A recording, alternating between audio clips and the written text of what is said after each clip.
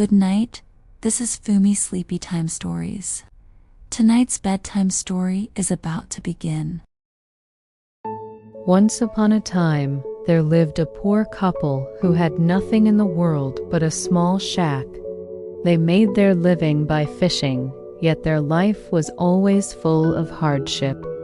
One evening, as the husband sat by the water casting his net, he pulled it up to find a fish made entirely of pure gold. As he stared in amazement, the fish began to speak. "Listen, fisherman, if you throw me back into the water, I will turn your tiny shack into a grand castle." But the man replied, "What good is a castle if I can't even fill my belly?" The golden fish continued, "Don't worry. Inside the castle, you'll find a cupboard full of delicious food. No matter how much you eat, there will always be more." "If that's true," said the fisherman, "then I'll do you this favor." "It is true," said the fish, "but there is one condition: you must never, ever tell a single soul where your fortune came from. The moment you say a word, all will be lost." The fisherman tossed the fish back into the water and returned home. To his amazement, the shack had vanished, and in its place stood a magnificent castle. He walked inside wide-eyed and found his wife dressed in fine clothes, sitting in a splendid room, looking overjoyed. "Husband," she asked, "how did all this happen?" "It suits me perfectly." "Yes," he replied, "it suits me too, but I'm starving. Bring me something to eat." "I haven't found any food in this new house," she said. "No matter," he answered. "I saw a large cupboard over there. Go open it." When she did, they found cakes, meats, fruits, and wine, a feast fit for a king. The wife cried out happily, "Dear husband, there's everything we could ever want." They sat down and ate to their heart's content. After the meal, she asked, "Where did all these wonderful things come from?" "Ah," he replied, "please don't ask me that. I dare not tell you. If I speak a word of it, everything will vanish." "Very well," she said, "perhaps it's better not to know." But she didn't mean it. Day and night, she fretted over the secret, pestering her husband until he lost his patience and finally confessed that he had caught a golden fish and set it free in exchange for their fortune. The moment the secret left his lips, the castle and the cupboard disappeared. The old shack returned, and the man went back to fishing. By luck, he caught the golden fish again. "Listen," said the fish, "if you throw me back, I'll give you your castle and the cupboard filled with roast and stew once more. But this time, be firm, tell no one how you got it, or all will be lost again." "I'll be very careful," the fisherman promised, and tossed the fish back into the water. Everything was restored just as before. But though the wife was thrilled, curiosity once again gnawed at her. Within days, she started questioning him. The man tried to stay silent, but soon grew angry and broke his vow again. In an instant, the castle vanished, and they were back in their shabby hut.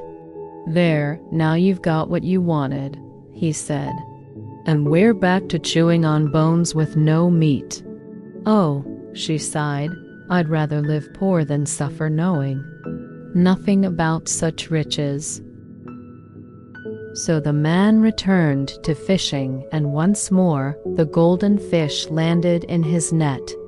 "It seems I'm fated to fall into your hands," said the fish. "Take me home and cut me into 6 pieces. Feed 2 pieces to your wife, 2 to your horse, and bury the last 2 in the earth. You shall be blessed." The fisherman did exactly as the fish had told him. Time passed quickly. From the buried fish pieces, 2 golden lotus flowers bloomed.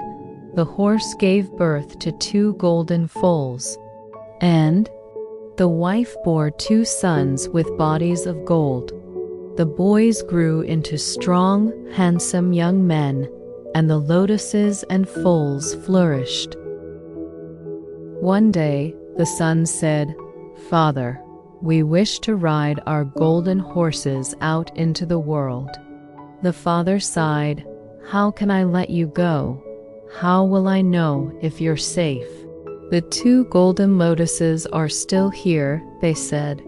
"If they remain bright and fresh, we are well. If they droop, we are ill. If they wither, we are dead."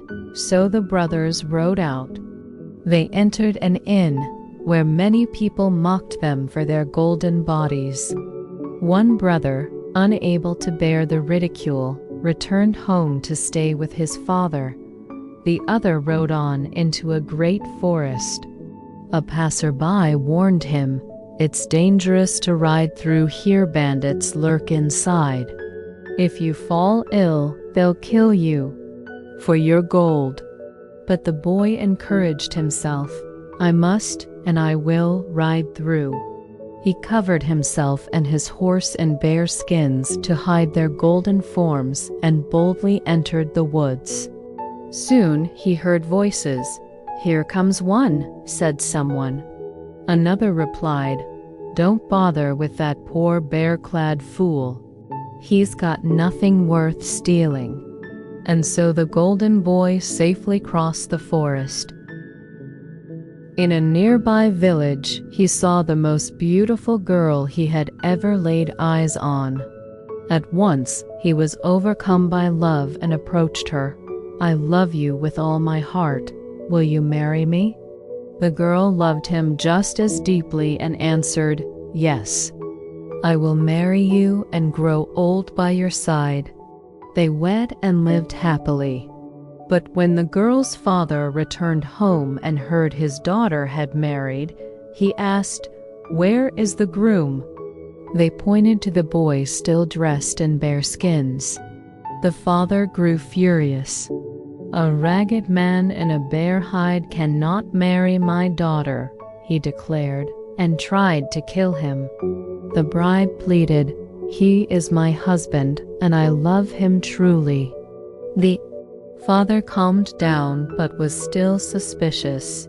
The next morning, he peeked into their room and saw a radiant golden man lying in bed, the bear skin tossed aside. He sighed in relief. "Thank goodness I didn't do anything rash. I would have committed a terrible crime." One night, the golden son dreamed of hunting a fine stag and told his wife the next morning, "I must go hunting." She was uneasy and warned him, "This might end badly. Please don't go." But he insisted. He mounted his horse and rode into the forest. A beautiful stag passed across his path. It was the very one from his dream. He readied his bow, but the deer ran off.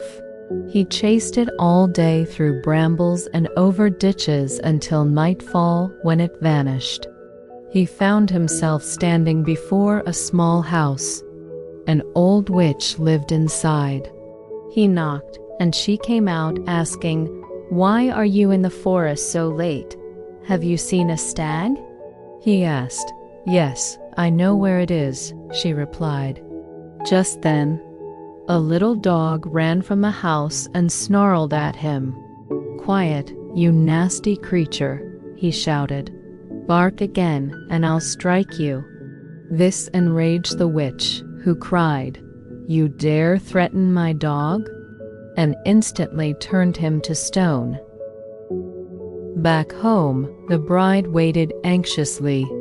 "My worst fears have come true," she whispered. Meanwhile, the golden boy's brother stood by the lotuses and saw one had wilted. "Oh no," he cried. Something terrible has happened to my brother. I must save him." Their father pleaded, "Don't leave me too, my son." But the brother was resolute. "I must go." So he mounted his golden horse and entered the forest. He found his brother lying as a stone before the witch's house. The witch came out and tried to trick him too, but he kept his distance and threatened, "If you don't restore my brother this instant, I'll shoot you." Reluctantly, the witch touched the stone with her finger, and the golden boy turned human again. The two brothers rejoiced, embraced, and rode out of the forest. One returned to his bride, the other to their father. Upon seeing him, the old man said, "I knew your brother had returned to life." The golden lotus suddenly stood tall and bloomed once more. And from that day forward, they all lived in happiness and wealth ever after. The end.